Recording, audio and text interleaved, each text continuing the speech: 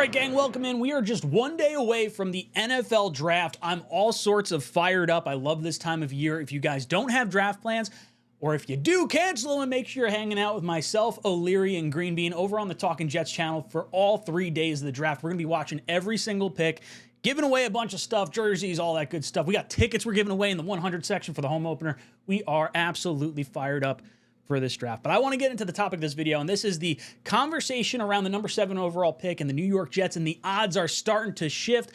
And I want to give you guys my 3-round mock draft prediction for how I see this thing playing out based on the guys that the Jets have met with and my thoughts of where things could potentially go. So first and foremost, Tyler Warren starting to become the betting favorite for the New York Jets at number 7. Now, we saw, I think it was FanDuel earlier in the day, had Membu as their highest option. Then it was Kelvin Banks.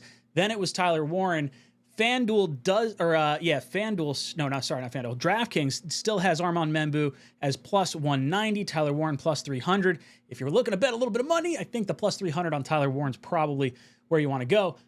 FanDuel has since updated their odds since earlier today. Tyler Warren now leapfrogs into the first spot for them at plus 260.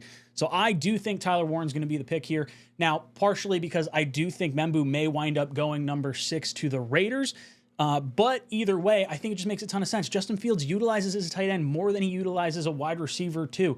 Warren is a chess piece, whether he's playing as the Wildcat quarterback, hello tush push for the New York Jets, or like splitting out wide, in line, lined up as a running back. Like, you could use this dude as a chess piece in an RPO style and offense with Tanner Engstrand, our offensive coordinator, who's been like the guy with Harbaugh down at San Diego and then at Michigan for a second stint. Harbaugh uses tight ends. I mean, who knows? Maybe Colston Loveland's actually in this conversation for all I know. But like, Tyler Warren seems to be the guy that I think the Jets are going to zero in on. Olu Fashanu's former college roommate. That is one other little thing that's always nice to see, chemistry and whatnot. There's going to be fans that are bitching and moaning because you passed on Brock Bowers last year, took the tackle. This year you're doing the opposite. New regime, different stuff. But here's why the thought process is that way. Not just the betting odds, but there's been all these rumblings of like, you know, the offensive line and maybe they're not saying shifting players around, but like Justin Fields, former center, getting, you know, a Pro Bowl incentive in his contract, you know, the idea of pushing Tippmann at center. It feels kind of like they have this break glass in case of emergency plan for like AVT to be right tackle. I don't think that's the ultimate plan. I think they do want to keep them at center and guard respectively, but I think they're going to aim for like a 2nd round or 3rd round tackle and try to get the playmaker at the top of the draft to take some heat off Breece Hall and Garrett Wilson and really provide some weapons for Justin Fields while giving you a crazy RPO offense with like Breece Hall, Braylon Allen, Fields in the backfield. Like, this is just a scary offense from a running and like stress perspective. Now, I did a little bit of digging and research and kind of an analysis. Dom C puts together this chart for us every single year, and it shows all the meetings that the Jets have had between like the Senior Bowl, the Shrine Bowl, the Combine, private workouts, pro days, and the top 30. And now the Jets have met with a bunch of people in the top 30. Last year, we drafted Quantez Stiggers, Malachi Corley, and Jordan Travis. Those guys had top 30 visits. And it got me thinking, like, okay, what are we going to do this year? Obviously, it's new regime, totally different mindset. But you would think a new regime, first-time head coach, first-time GM would want to meet with their players. And for me, I filtered everything by top 30 visit, and then I took Connor Rogers' draft board rankings as far as, like, what round he projects these guys to go in based on his evaluation. And this is how it kind of comes out. We've got 3 top 30 visits with first-round prospects, and then you can kind of see the whole way down how it goes.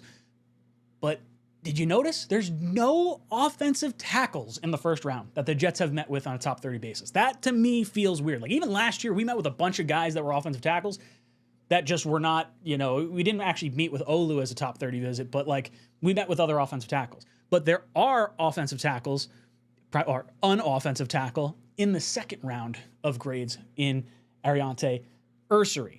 So from a 3-round mock draft perspective, I'm thinking the Jets are going to go Tyler Warren at number 7. I think 𝐂𝐟𝐼𝐥𝐢𝐥𝐢, the tackle out of Minnesota, primarily a left tackle, is going to be the pick in the 2nd round.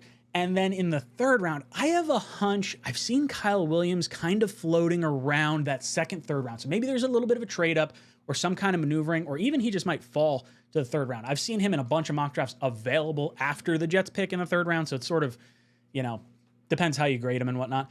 But I could totally see Kyle Williams, the speed demon receiver, someone that could be like your Jameson Williams to Garrett Wilson's, St. Brown, if you want to call it, in this particular style offense. So you totally revamp the offensive side of the ball. You put all your chips behind Justin Fields this year to really give him the best opportunity to try and become the quarterback you hope he can become. And then best case scenario, you're not drafted a quarterback in 2026. Now, if all things fall apart, you've got a perfect situation for whatever rookie quarterback's gonna have to come in 2026 and beyond. So I really like this layout of a plan from the New York Jets.